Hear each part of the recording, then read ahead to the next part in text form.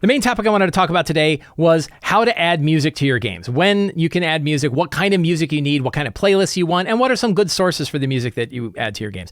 I love adding music to my games. I have a small Bluetooth speaker that's hidden away in my dining room. I can turn that onto my phone and I can play a playlist and just let the playlist play. Some people like to have soundboards with lots of different things, sound effects and weird eerie music and stuff like that. That can work pretty well if you can keep track of it. I have a tendency of like losing track of that. Tabletop Audio is an excellent website that has like ambient music you can play in the background for different things. That's really cool. But what I keep finding myself going back to that I've been doing for like more than 10 years, more than 15 years, is having playlists of music that fit a particular theme that go for hours, and I can just hit it and off it goes, and it just adds some ambient music to the background.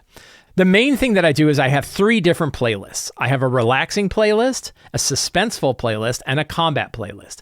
And all of those are about the theme and the tempo of the kind of music that I'm adding to it. Relaxing music is very low pace, low key, the kind of stuff you'd have when the characters are walking around town or when they're at a campsite and it's not particularly dangerous.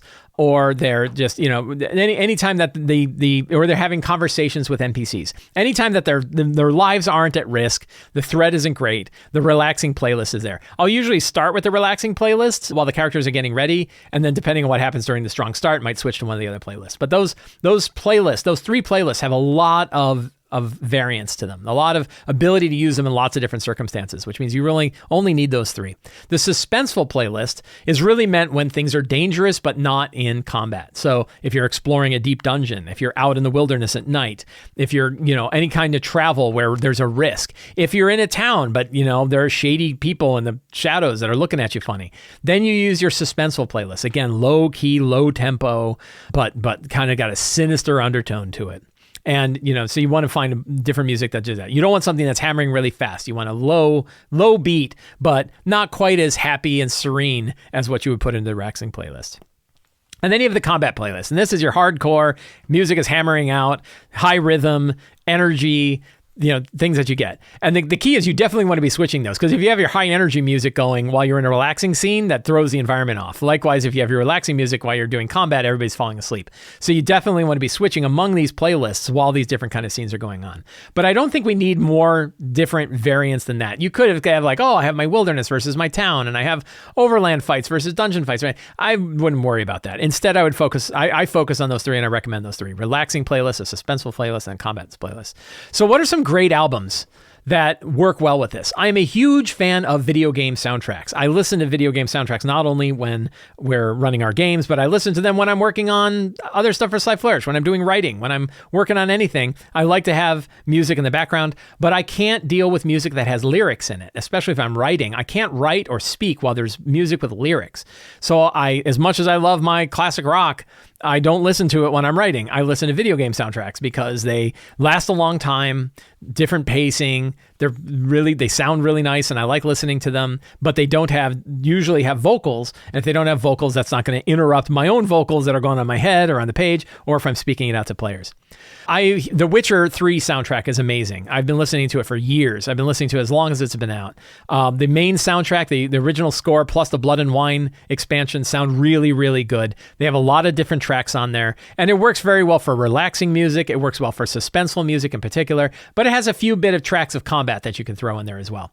So I really like the Witcher 3 soundtrack a lot. It fits very well with a lot of our different kind of D&D fantasy settings. I like that a lot. Brand new one is the Baldur's Gate 3 soundtrack. The Baldur's Gate 3 soundtrack is done by the same composer that has done work for Larian before. I think it's Larian, right? Is Larian the guys that did Baldur's Gate? So Larian did Baldur's Gate 3. They also did Divinity Original Sin 2, which also has an excellent soundtrack. Same composer who did both of those. And really, obviously, it kind of fits D&D very well. And it has a good mix of relaxing music, suspenseful music, and some combat music. Both The Witcher 3 and Baldur's Gate have good tracks that you can get for all of these.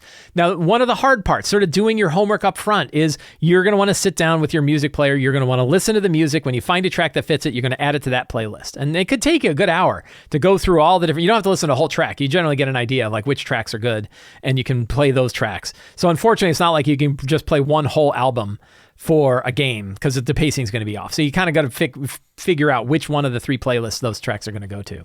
Skyrim. Everybody's been listening to the Skyrim soundtrack forever. It is an excellent soundtrack. It's got a mix of relaxing and suspenseful. It's got some combat in there too.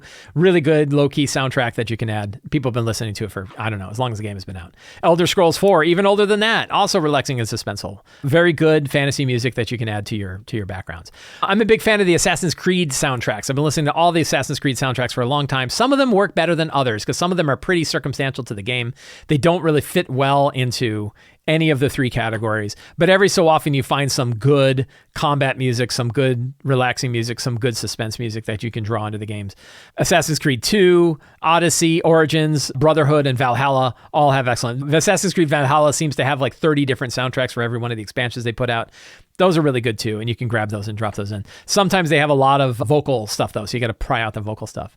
Divinity Original Sin 2, excellent soundtrack, has all of it relaxing and suspenseful, plus a little bit of combat, really, really good. Dark Souls 2, done by Jesper Kid, also did a bunch of Assassin's Creed soundtracks, really good for suspenseful and combat more so. There's not really a lot of relaxing stuff going on in the Darksiders 2 soundtrack, but it works really well. Far Cry Primal was a really interesting soundtrack. It's meant to be during like these primeval days, and it works really, really well for combat music. It's got lots of tracks that fit very well for combat music. I like it very much for combat music. It was a good one. That one filled out my combat music stuff a lot and has some good suspenseful one.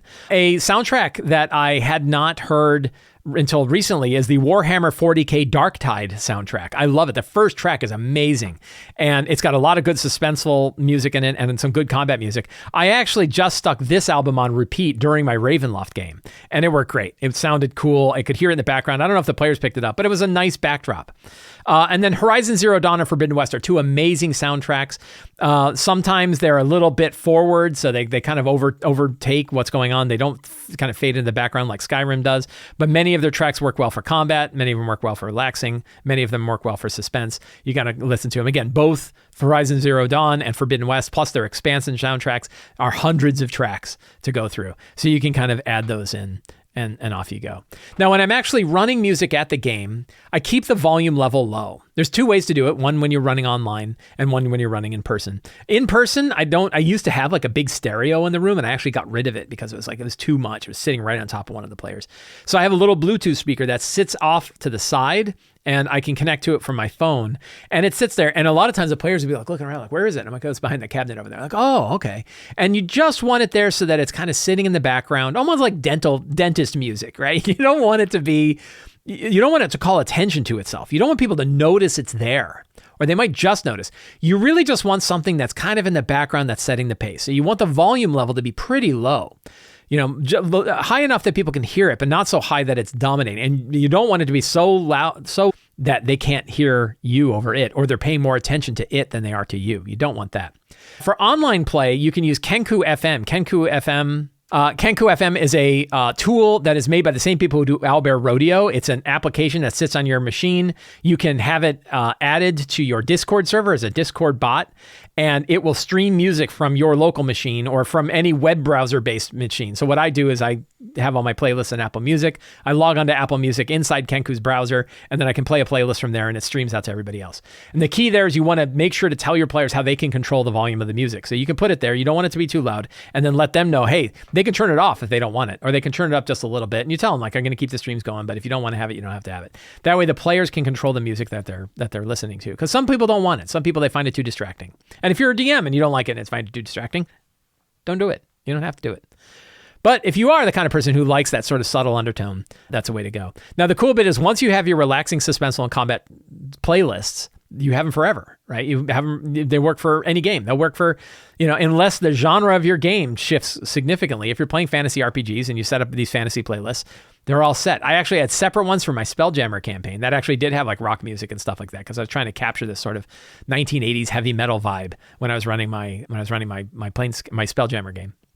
But, that's kind of overkill, and you can always fall back. You could have some other tracks that you play, and then you could go back to your main playlist. So that works really well. So that's how I use music in my game. I think it's really kind of fun to do. It's one of those things. Is it required in order to have a great game? No. But is it one of those things that you can spend some time on that adds a little bit of energy to the game? Pretty easy to do. Doesn't cost a lot.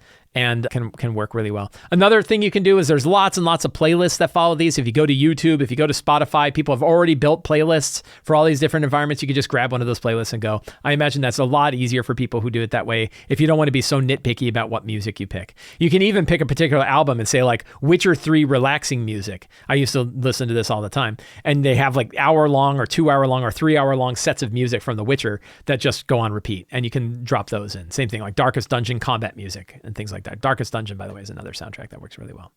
So that's how I use music in my game. I hope you enjoyed this show. If you want to see all of the material I do, you want to keep track of what I'm up to, please consider subscribing to the absolutely free Sly Flourish newsletter. Every week you will get an RPG-related email sent directly to your inbox, and when you sign up, you get a free Adventure Generator PDF. You can also support me directly on Patreon. Patrons get access to all kinds of cool things. You saw the GM screens, the Forge of Foes tool, but a whole bunch of other things, the Patreon Q&A, lots of different things that patrons of Sly Flourish get access to. It's a really good deal. And you can pick up any of my books at the Sly Flourish bookstore, including the Lazy DM's Companion, Lazy DM's Workbook, Return of the Lazy Dungeon Master, all of the fantastic books, lots of different things you can get on the bookstore. Thank you all very much. Have a great day, and get out there and play a role-playing game.